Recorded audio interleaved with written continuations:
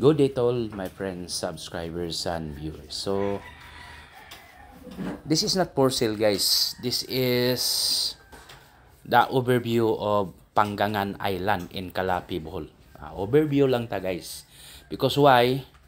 Uh, we have property somewhere in Loon and Tubigon, which is very close or just few minutes drive from this island. Then this island has so many there are white sand beaches. Labi na if you want to swim or you want to have a beaches, you enjoy the white sand beaches, no, in the island. So kung gusto kayong maligo ng dagat na napakagandang mga buhangin o white sand beaches, then you are living somewhere in Tubigon, Sagbayan, or Loon, or just go to this island. May maraming magagandang mapuntahan. So, maganda dito, guys. So, kaya this island is very nice, no? Pero may mga binibenta pa rin na mga property dito, guys. Pero kadalasan is tax declaration, mga hindi na titulado. Kasi it's part of what we call protected, no? Protected area. Pero may maraming nakatira. So based on the census lang, census lang ako nagtingin. Kuan, guys, may it's around 30,000, no, people, no, ang narehistro. Mas lalo yung hindi narehistro, it's based on 30,079, I think, in the census. Yun po ang nakaregister siguro, yung 33,079. So ito po yun, no. Makikita natin yung papunta pa lang tayo doon sa Panggangan Island. Very nice white sand beaches, may marami dyan, guys. Pero wala na talagang bakante na for sale na beaches. Diyan, wala na. So, ano na lang tayo doon, may mga lute, pero sa tingin ko kasi mga tax declaration. So, anyway, ito na po yung daanan papunta doon. So, medyo mataas, no?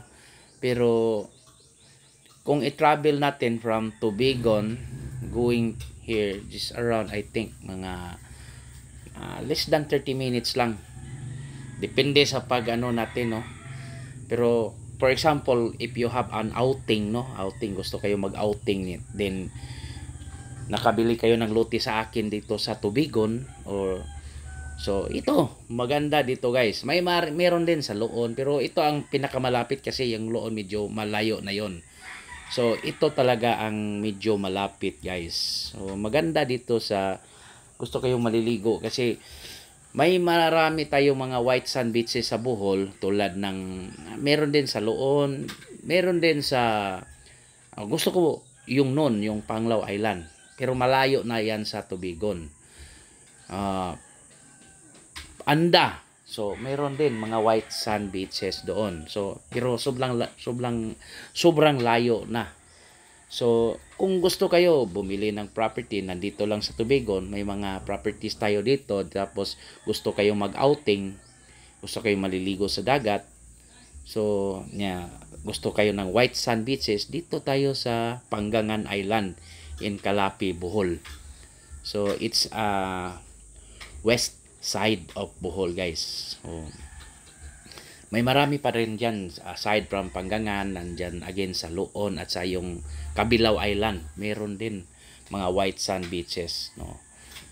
Pero kung gusto kabili kayo ng lote sa Tubigon, may mga beaches naman sa Tubigon, pero hindi gaano kaganda. So ito na po yung entrance, no, ito na po talaga ang mainland ng Panggangan Island. So pinupuntahan ko dito kasi noon, guys, kami dito, may binibinta rin kami na lote dito. Pero binabalikan ko, hindi na kasi wala na, naubos na talaga. May nakikita ako na ano, na for sale pa rin, may mga for sale man dyan, pero sa totoo lang mga tax declaration parang hindi mo na mapa-title, no? Yun po ang diferensya. Pwede siguro malipat sa pangalan mo, pero hindi mo talaga na yan ma-title. At saka yung isang buyer ko noon, pinuntahan ko rin. So, nag-ano na lang ako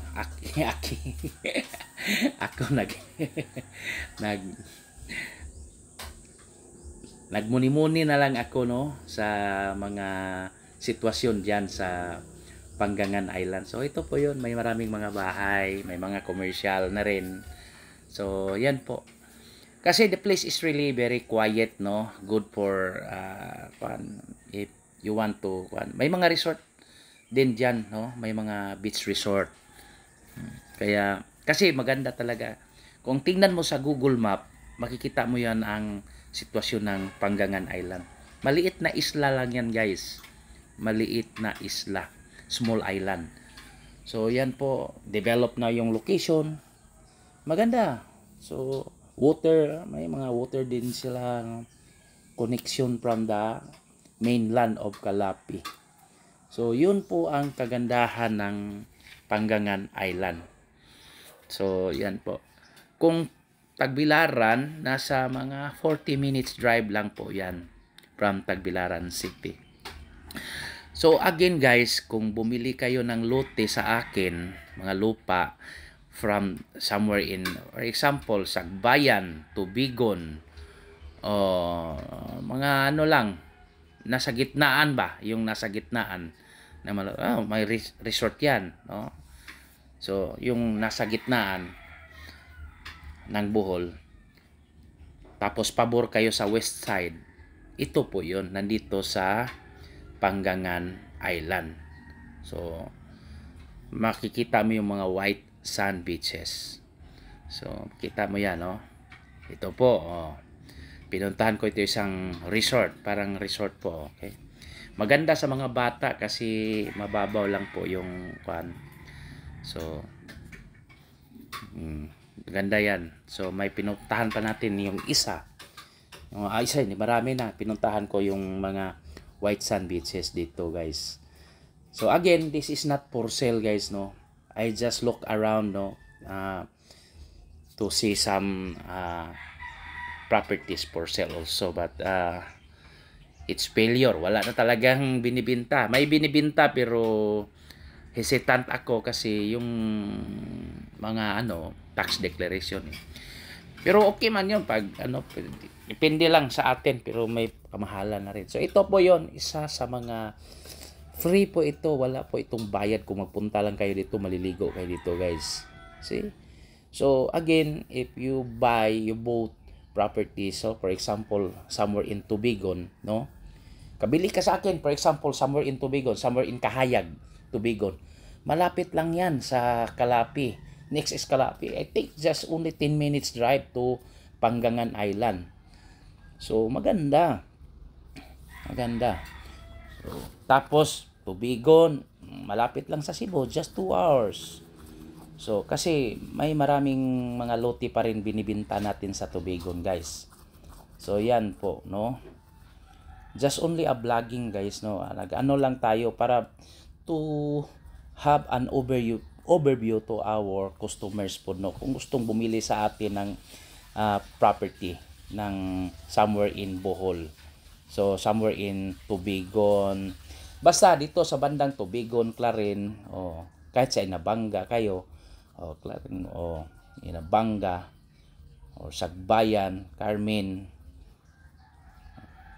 Katigbian, ito po, pwede kayo mag-enjoy ng beach dito sa sa Kabilao Island. This is Kabilao Island in Calapi, Bohol, no? Ito po yun, maganda, super ganda. Ito po yung beach resort, super ganda. Nagparking muna tayo kasi nagmomotor tayo, guys, para mas madali tayong makapunta ng mga kuan. So, kadalasan na obserbahan ko, guys, tag 500 pesos yung nasa mag cottage. Yun po ang kuha nila. Pero 20 pesos lang po per head yung entrance. Yun po. Normal man yan. Kadalasan 20 or something 50 kung maganda. So, super tahimik po yung lugar, guys. At maganda sa mga bata, no? Tulad dito, no? Ito pong beach resort na pinuntahan ko. Maganda talaga to. Malapad yung white beaches, no? So again, this is not for sale, guys, no? This is not for sale. This is just an overview. Again, I just reminding you, no? This is just an overview when you buy a property somewhere in, because I have my office in Tobigo, no? Oh, enjoy ng mga bata diyan, maganda, oh, white sand, super white sand talaga. So hindi lang natin makikita sa Panglao, meron din. So ito po yun ang kuan, guys, yung church ng Cabilao Island, no? Malaki. So pero kung gustuhin niyo talaga bumili ng property, just let me know. I will go back in Cabilao Island, no? May binibenta man doon pero i-confirm ko pa. So yun po ang sitwasyon. So after kuan, guys, so after talking with my client, guys, no, kay nakabili sila sa akin ng property, tapos sabi nila ibibenta rin ulit. Bumalik na ako sa mainland papuntang Tagbilaran. So makikita natin ang surroundings, guys. So hindi masyadong crowded. Maganda talaga sa Cabilao, no? Tahimik. Sabi ng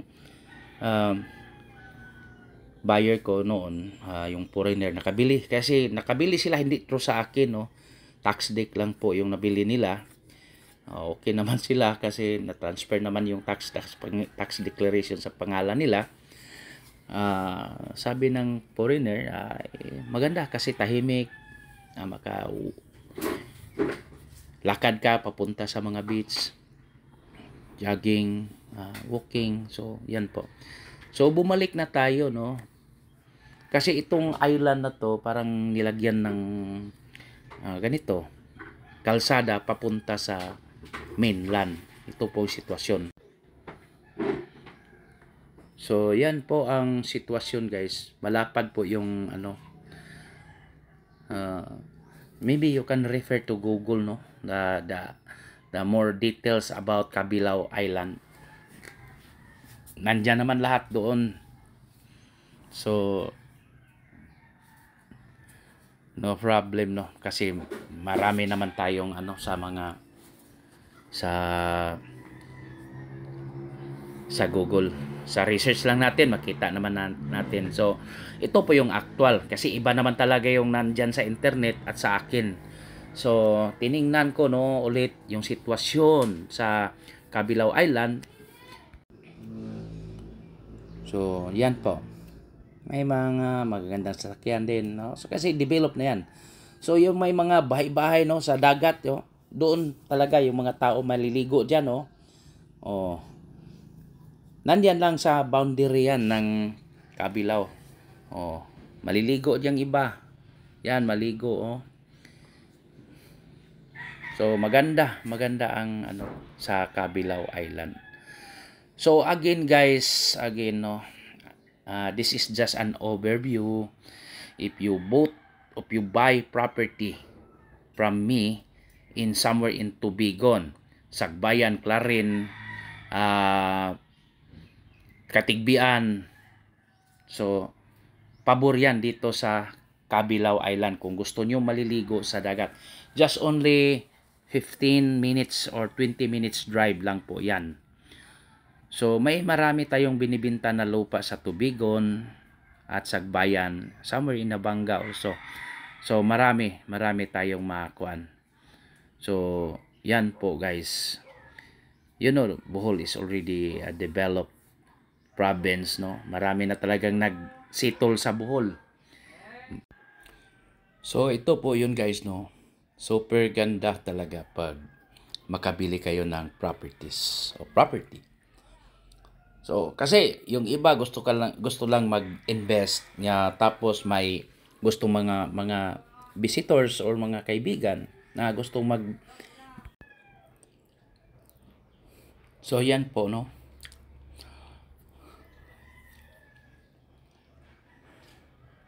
So paminlan na tayo sa kan. Regarding to the schools, no. May mga ah eskwelahan, college schools in Calapi, guys, yung tinatawag na BISO, Bohol Island State University. Meron din 'yan sa Calapi. So may mga ano tayo, mga anak tayo mag-aaral, so pwede. Yan po.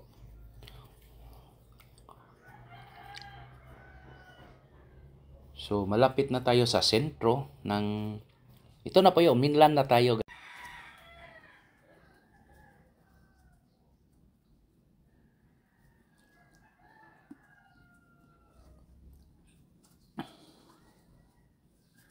So palabas na tayo sa sentro, no.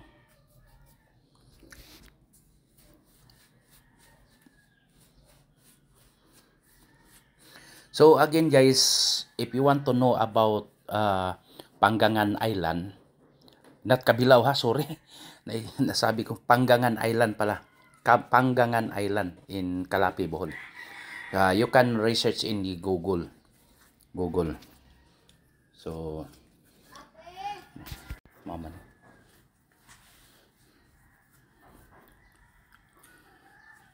So ito na po yung sentro, no, sa Calapi.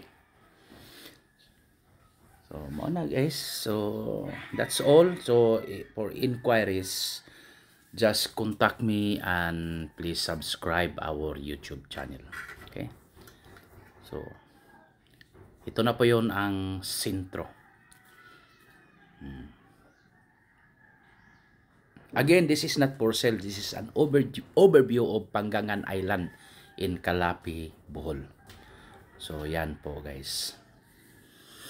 So kung bibili kayo ng lote sa akin, again, sa somewhere in Tubigon, Calapi, Carmen, or Sagbayan, Katigbian, so pwede tayo maliligo ng dagat doon sa Panggangan Island. Panggangan Island in Calapi, Bohol. Ito po magandang simbahan ng Calapi, guys. Ang ganda. Na Jessica Soho na to, guys. Na ano sa episode ni Jessica Soho. Yung sa GMA, itong magandang church ng Calapi. Yan po. Okay? Thank you. Bye.